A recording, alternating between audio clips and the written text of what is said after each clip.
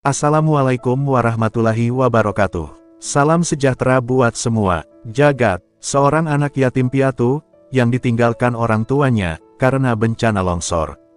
Sebelum kita lanjutkan, tolong sedekahkan, subscribe, like dan komentar untuk channel ini.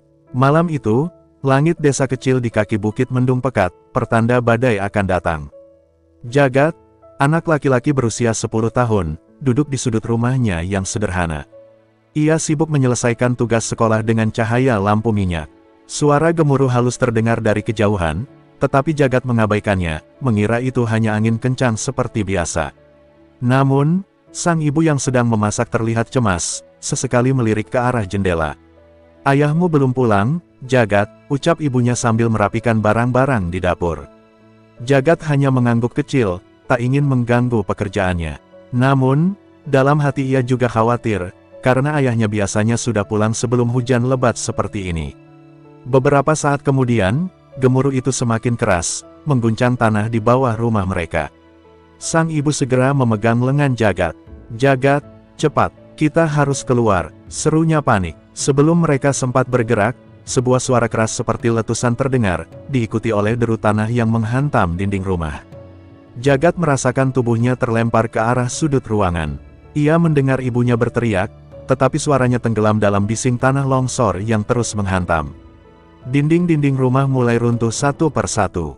Dengan tubuh kecilnya, Jagat berusaha merangkak keluar dari celah-celah kayu dan tanah yang berjatuhan. Ia tak bisa melihat apapun, hanya merasakan dinginnya hujan dan derasnya lumpur yang mengalir di sekitarnya. Setelah beberapa saat, Jagat berhasil keluar dari reruntuhan rumahnya. Nafasnya terengah-engah, tubuhnya basah kuyup, dan tangan kecilnya gemetar memegang sisa-sisa papan rumah.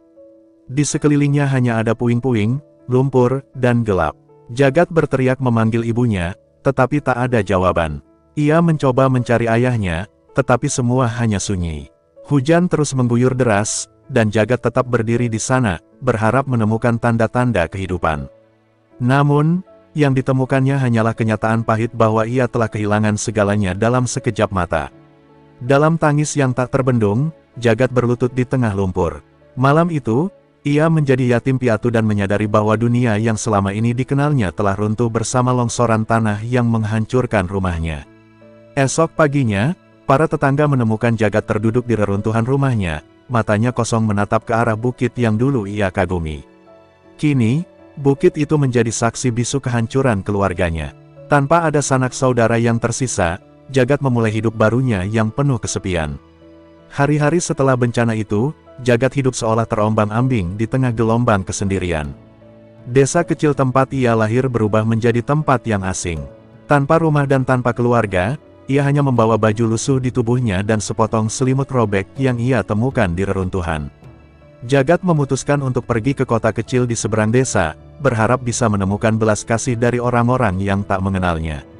Namun, kenyataan tak seindah harapannya. Jagat mencoba bertahan hidup di jalanan, mengemis di sudut pasar, meminta sisa makanan dari pedagang yang melintas. Tatapan penuh curiga dari orang-orang dewasa dan ejekan anak-anak seusianya menjadi makanan sehari-hari. "Pengemis kecil, pergi sana!" teriak seorang pria parubaya yang menendang kotak kayu tempat Jagat duduk. Jagat hanya bisa menunduk, menahan air mata yang hampir tumpah. Malam-malamnya dihabiskan di emperan toko yang dingin dan gelap. Ia tidur beralaskan kardus, mendekap lututnya untuk melawan angin malam yang menusuk tulang. Setiap pagi, ia terbangun dengan tubuh kaku, tetapi tak ada pilihan lain selain melanjutkan hidup. Jagat mulai belajar membaca wajah orang-orang yang melintas, mencoba mengenali siapa yang mungkin memberinya roti basi atau sekadar senyuman simpati. Suatu siang, saat ia duduk di trotoar yang ramai, Jagat melihat anak-anak seumurannya yang pernah menjadi temannya. Mereka berjalan bersama, tertawa riang, tetapi ketika melihat Jagat, ekspresi mereka berubah. "Hei, itu Jagat, si yatim piatu," seru salah satu dari mereka sambil menunjuk dengan penuh ejekan. Yang lain tertawa, memanggilnya dengan sebutan yang melukai hatinya lebih dalam daripada pukulan. Jagat tidak melawan, ia tahu, dunia ini tidak lagi berpihak padanya. Dengan langkah gontai, ia meninggalkan tempat itu, berjalan tanpa tujuan ke arah yang sepi. Air matanya mengalir tanpa suara, dan hatinya berbisik, mungkin aku memang tak pantas ada di sini. Rasa sakit di hatinya semakin dalam, membuatnya memutuskan untuk menjauh dari keramaian dan orang-orang yang mengenalnya. Pada suatu malam yang dingin, ketika suara kota mulai mereda, Jagat menatap langit yang penuh bintang. Di bawah cahaya bulan, ia mengambil keputusan besar. Aku harus pergi, gumamnya pelan, tetapi penuh tekad. Ia tahu, kehidupan di jalanan hanya membuatnya semakin hancur. Ia harus mencari tempat di mana ia bisa merasa aman, meski itu berarti meninggalkan semua yang pernah dikenalnya. Esok paginya, Jagat berjalan menyusuri jalanan kota hingga akhirnya tiba di pinggiran hutan yang lebat. Ia berdiri di tepiannya, memandang pohon-pohon tinggi yang seolah memanggilnya untuk masuk. Dengan langkah berat tetapi mantap, ia melangkah masuk, meninggalkan hiruk-pikuk dunia yang telah melukainya. Hutan itu terasa sunyi, tetapi bagi Jagat, sunyi adalah teman yang ia butuhkan. Di dalam hutan, Jagat menemukan sudut yang cukup lapang. Dengan tangan kecilnya, ia mengumpulkan ranting dan dedaunan untuk membangun gubuk sederhana. Setiap kali ia meletakkan sebatang kayu, hatinya berbisik bahwa ini akan menjadi awal yang baru. Meskipun tubuhnya lelah, ia merasa ada harapan kecil yang mulai tumbuh. Di tempat ini, jauh dari manusia, Jagat bertekad untuk bertahan dan menemukan arti hidup yang baru. Hari-hari di hutan tidaklah mudah bagi Jagat, tetapi ia merasa lebih tenang dibandingkan kehidupan di jalanan yang penuh luka. Ia mengandalkan air sungai yang jernih untuk minum dan buah-buahan liar sebagai makanan. Dengan susah payah, Jagat belajar membaca alam, mengenali mana yang bisa dimakan dan mana yang berbahaya. Meski tubuh kecilnya sering dilanda rasa lapar, ia tetap bertahan dengan keyakinan bahwa hutan ini adalah rumah yang lebih baik daripada sebelumnya. Suatu pagi, saat embun masih membasahi dedaunan, Jagat memutuskan untuk menjelajahi bagian hutan yang belum pernah ia datangi. Ia melangkah dengan hati-hati, menghindari ranting-ranting yang berserakan, hingga langkahnya terhenti oleh suara aneh. Sebuah desisan panjang menggema dari arah tebing curam di kejauhan. Suara itu membuat tubuhnya merinding, tetapi rasa penasaran mengalahkan ketakutannya. Dengan langkah ragu, Jagat mendekati sumber suara. Ketika ia tiba di dekat tebing, matanya membelalak melihat sebuah gua yang tersembunyi di balik semak belukar. Dari dalam gua, desisan itu semakin jelas terdengar, membuat Jagat berdiri kaku. Ia mengumpulkan keberaniannya dan melangkah masuk. Di dalam gua yang gelap, pemandangan yang menggetarkan hati menyambutnya. Seekor ular raksasa terbaring di sudut gua, tubuhnya terjepit oleh batu besar. Jagat terpaku. Ular itu memiliki sisik berkilauan seperti permata di bawah cahaya redup gua, tetapi matanya dipenuhi kesakitan. Meski rasa takut melingkupi dirinya, Jagat tak mampu berpaling. Ia merasa seolah-olah ular itu memohon pertolongannya. "Aku harus menolongnya," bisiknya pelan, meski ia sendiri tidak yakin bagaimana caranya. Dengan segala keberanian yang ia miliki, Jagat mendekat. Tangannya gemetar saat mencoba mendorong batu besar yang menjepit tubuh ular itu. Berkali-kali ia mencoba, tetapi kekuatannya tak cukup. Namun, ia tak menyerah. Dengan susah payah, ia mencari batang kayu untuk digunakan sebagai pengungkit. Setelah beberapa kali usaha, akhirnya batu itu bergeser, dan ular tersebut terbebas. Ular raksasa itu bergerak perlahan, tubuhnya yang besar terluka parah. Jagat mundur, tubuhnya gemetar, tetapi ular itu tidak menyerangnya. Sebaliknya, hewan itu mengangkat kepalanya seolah mengucapkan terima kasih. Jagat merasakan sesuatu yang aneh, bukan ketakutan, melainkan rasa kedamaian yang luar biasa. Ia tahu, makhluk ini tidak berniat menyakitinya. Jagat kemudian mencari dedaunan yang pernah ia lihat digunakan oleh penduduk desa untuk mengobati luka. Dengan hati-hati, ia membersihkan dan membalut luka ular itu. "Aku akan memanggilmu Raga," ucapnya pelan, memberikan nama kepada ular yang kini menjadi bagian dari hidupnya. Sejak hari itu, Jagat tinggal di gua bersama Raga, berbagi kehidupan yang sederhana tetapi penuh kebersamaan. Bersama Raga, Jagat merasa tidak lagi sendirian. Mereka saling melengkapi, Raga melindunginya dari ancaman hutan, sementara Jagat merawat dan menemani ular itu dengan penuh kasih. Perlahan, rasa takut terhadap dunia yang kejam mulai terkikis. Di tempat yang jauh dari hiruk-pikuk manusia, Jagat menemukan kedamaian yang tak pernah ia dapatkan sebelumnya. Tahun-tahun berlalu, dan Jagat tumbuh menjadi pemuda tangguh di tengah belantara hutan. Bersama Raga, ia menjalani kehidupan yang damai, meski penuh tantangan. Jagat kini bukan lagi anak kecil yang mudah menyerah. Ia mengenal setiap sudut hutan, memanfaatkan alam untuk bertahan hidup, dan memelihara hubungan yang tak terucapkan dengan ular raksasa yang telah menjadi sahabat sejatinya. Namun, pada suatu malam, sebuah mimpi datang mengusik tidurnya. Jagat melihat dirinya berdiri di tengah gua bersama Raga.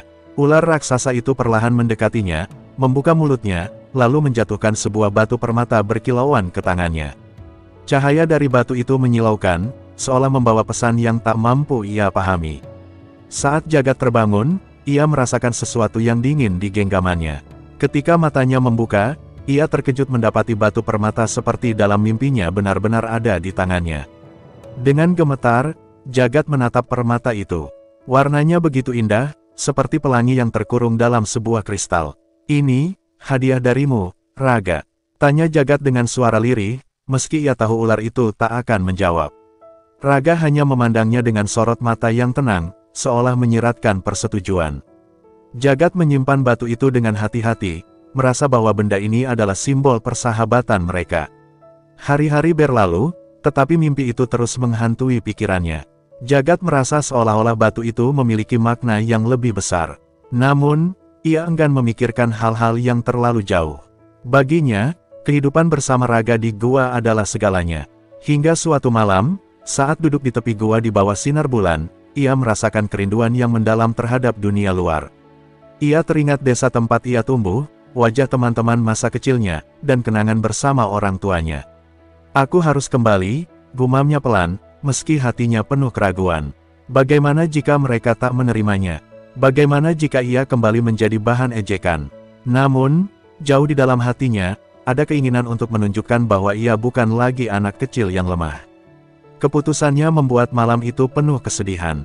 Jagat tahu, meninggalkan Raga akan menjadi hal terberat dalam hidupnya. Keesokan harinya, Jagat berbicara pada Raga. "Raga, aku harus pergi. Aku ingin melihat dunia luar lagi," katanya sambil membelai kepala ular itu. Mata Raga yang besar menatapnya penuh pengertian. Jagat merasakan air mata mengalir di pipinya, tetapi ia tahu, perpisahan ini tak bisa dihindari. Sebelum pergi, ia menggenggam batu permata itu erat-erat, mengingat bahwa benda itu adalah tanda persahabatan abadi mereka. Dengan langkah berat, Jagat meninggalkan gua yang telah menjadi rumahnya selama bertahun-tahun. Ia menoleh sekali lagi, melihat Raga yang berdiri tegak di pintu gua, seolah memberi restu untuk perjalanannya. Hatinya teriris, tetapi tekadnya lebih kuat. Ia berjalan melewati hutan yang dahulu begitu asing, kini terasa seperti sahabat lama. Saat tiba di desa, Jagat merasa jantungnya berdegup kencang. Tempat yang pernah ia tinggalkan kini terlihat begitu berbeda. Ia membawa batu permata itu ke seorang pedagang besar di kota terdekat. Saat pedagang itu melihatnya, matanya membelalak. "Ini, bernilai lebih dari yang bisa kau bayangkan," serunya. Batu itu terjual dengan harga yang fantastis, 500 miliar rupiah, membawa Jagat pada titik balik dalam hidupnya. Namun, di balik semua itu, ia tahu bahwa harta ini tak akan pernah menggantikan arti persahabatan dan perjuangan yang ia jalani bersama Raga. Dengan uang yang begitu besar, Jagat merasa seperti memegang kehidupan baru di tangannya. Namun, di balik euforia itu, hatinya terasa kosong. Kenangan tentang Raga dan kehidupan di hutan terus mengusiknya.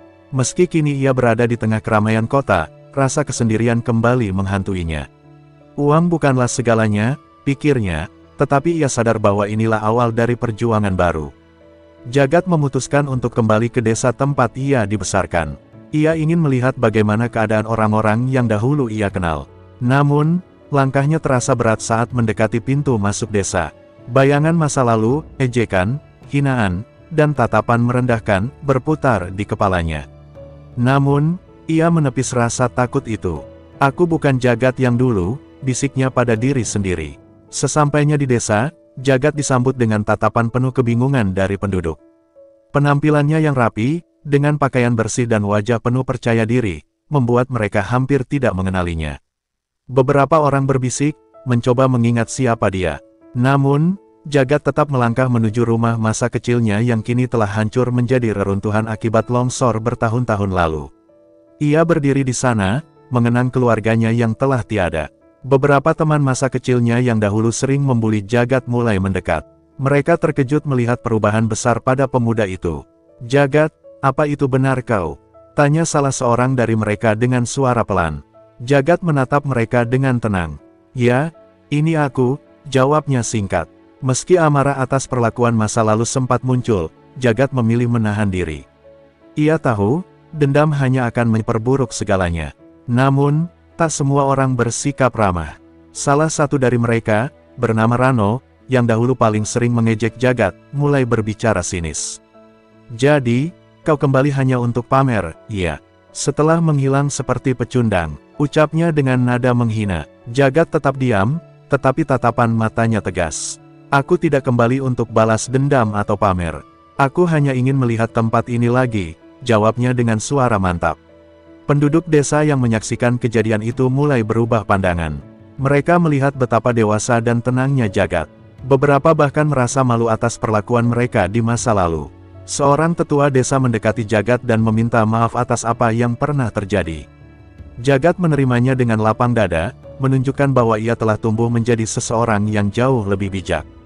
Hari-hari berikutnya, Jagat mulai membangun kembali reruntuhan rumahnya. Dengan uang yang ia miliki, ia tidak hanya memperbaiki rumah tersebut, tetapi juga membantu membangun fasilitas desa yang telah lama rusak. Ia membangun sekolah kecil, memberikan bantuan kepada anak-anak yatim, dan menciptakan lapangan pekerjaan bagi penduduk.